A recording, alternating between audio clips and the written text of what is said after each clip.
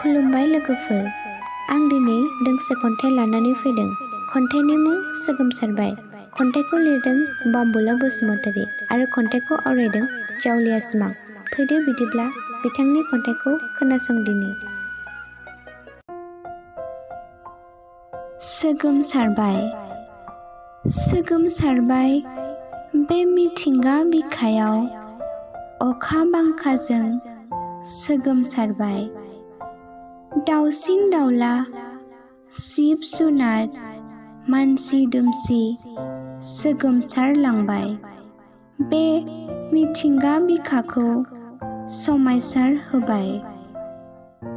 दंफां लाइफांजों अख्रां सानि रिफि रिफि खैरोम दैरोम खोरोमदाव खोरोमसि गाबनाय सोदोबथिजों खैरोम दैरोम महरै सोगोमसार होबाय। सुबुंफोरनि गोसोखौसो गिखांहोयो खोरोमदाव खोरोमसि अख्रां सानि गाबखांनाय सोदोबजों। सोगोमसार होलांबाय बे मिथिंगा बिखाखौ हायला हुइला बायदेमलाय सिदेमलाय बारहुंखाजों। सोगोमसार होलांबाय सुबुंफोरनि जिउ सोलेरखौ।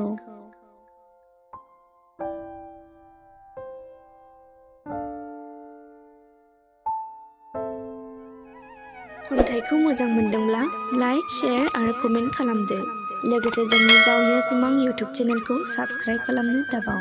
आरो फेसबुकआव नायदोंब्ला जावलिया सिमां फेसबुक पेजखौ लाइक खालामनो दाबाव। गोजोन्थों।